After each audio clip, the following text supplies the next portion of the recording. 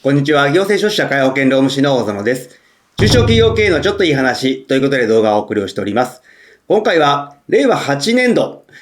65歳超雇用推進助成金概要が発表されましたので、その内容について見ていきたいと思います。この65歳超雇用推進助成金、令和7年度の改正においては厳格化、厳しくなりましたけれど、令和8年度はどのようになったのか。また、この助成金、ぜひ中小企業にこそ使ってほしい助成金だと思いますので、その内容について解説をしていきたいと思います。まずは今回の概要ですけれど、近年の高齢者雇用の状況について見ていきたいと思います。その上で、65歳超雇用推進助成金とはどのようなものなのかについて解説をするとともに、令和8年度においても改正がありました。その改正、変更点とポイントについて、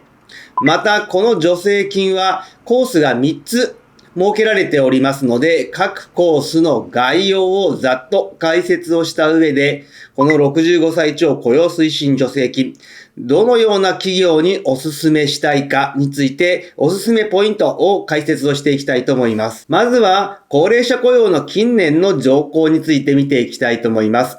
今現状、2024年現在で、高年齢者65歳以上の就業者というのが930万人いるという情報が出てきております。そして、この高齢者雇用に関しては21年連続で上昇している。また、全就業者に対する高齢者の割合についても 13.7% と、雇用者数、そして就業割合、いずれも過去最高になっている。特にですね、分野別で見てみますと、医療福祉の分野においてはこの10年間で 2.3 倍に増加をしているという状況になっております。そして、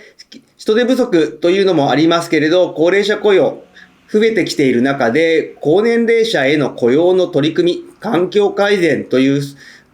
内容も企業で進んでいるかと思いますけれど、全体の 31% においては定年を引き上げている。また、今現状70歳までの就業確保措置というのが努力義務化されていますけれど、それも 34.8% で取り組んでいるという状況が出てきております。この70歳までの就業確保措置についてはですね、大企業よりも中小企業の方が取り組みが進んでいるというデータが出てきておりますので、やはりですね、高年齢者雇用が比較的割合として多い中小企業においては、高年齢者の戦力化というのが非常に重要になってくるかと思います。そんな中でですね、65歳超雇用推進助成金というのが設けられております。こちらは高年齢者が意欲と能力のある限り年齢に関わりなく働くことができる生涯現役社会を目指すというものを支援をする助成金になっています。今現状は65歳までの雇用の継続、そして70歳までの就業機会の確保措置という形で努力義務になっております。これらを受けてですね、さらに65歳超雇用推進助成金を活用して高年齢者雇用のより戦力化というのを図ってほしいと思います。コースとしては全部で3つになっております。定年や継続雇用の年齢を引き上げて高年齢者に引き続き働いてほしい場合には65歳超雇用継続促進コースというのがあります。また、賃金設計、健康管理制度を導入して、高年齢者、働きやすい環境づくりを支援するものとして、高年齢者評価制度と雇用改善コース。また、有期雇用労働者、パートや契約社員などを雇用期間の定めのない契約に転換をする高年齢者無期雇用転換コース。全部で3つ設けられております。コースの内容としては令和8年度は変わりませんけれど、令和7年度に比べて変更がありましたので、ではどのような変更があったのかについて見ていきたいと思います。今回令和8年度の改正全体としては助成額の引き上げが行われております。一方でですね、支援対象となる労働者の要件等が明確化、厳格化をされているということになりますので、定の高年齢者に対してしっかりと支援をしていくという動きが見えてきます。今回、令和8年度の改正においては、この助成金だけではなく、人材開発支援助成金もそうですけれど、高年齢者への支援というのを非常に厚くしているというのを感じられます。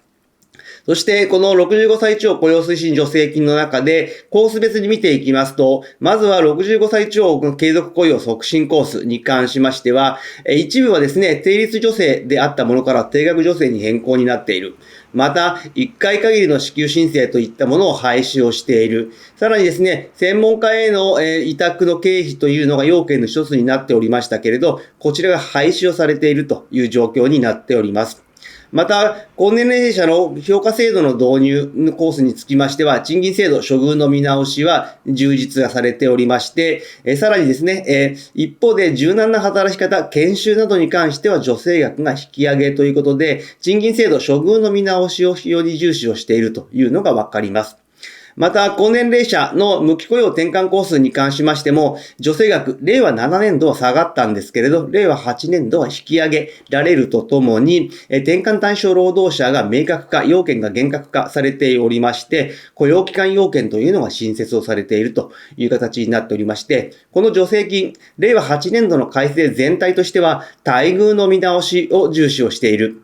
また、長期安定した雇用に関しての支援を充実をさせているという流れが見えて取れます。ではですね、コース別に見ていきますと、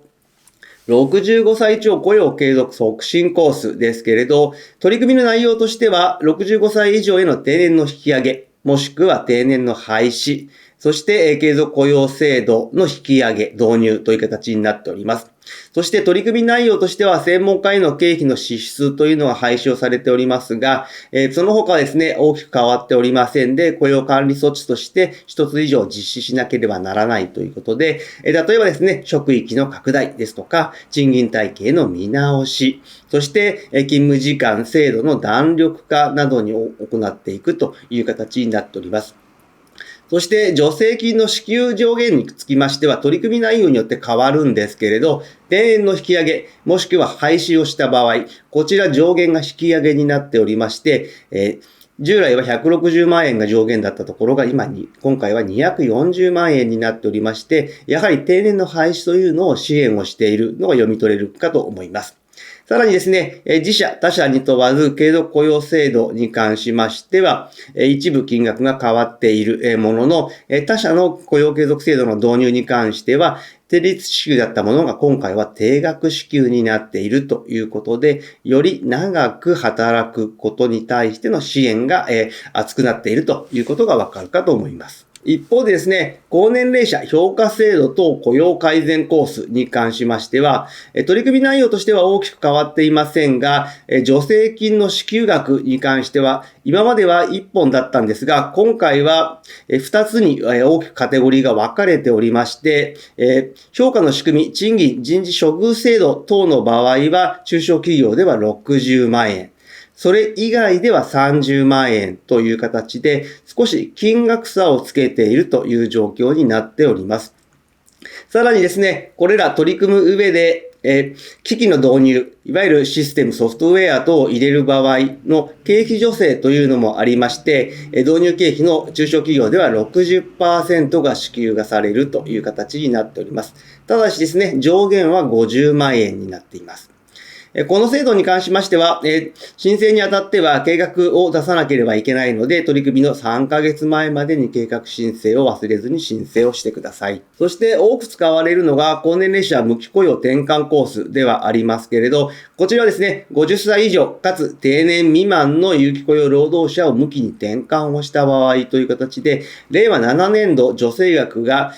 30万円に令和6年度に比べて引き下げられたんですけれど、令和8年度は今回は引き上げという形になっておりまして、対象労働者1人当たり40万円の支給という形になって、少し拡充がされている。一方でですね、要件も新設されておりまして、有期雇用労働者として締結された契約期間がですね、通算して1年以上、5年以内の方に関して対象とするという要件が新たに加えられております。そしてですね、こちらも3ヶ月前までには計画提出が必要になりますので、忘れずに提出をしてください。そして、この助成金、どのような企業にお勧めしたいかと言いますと、例えばですね、60歳以上のベテラン社員がいる会社、また定年後再雇用をしているんだけれど、その制度は古いままになっている。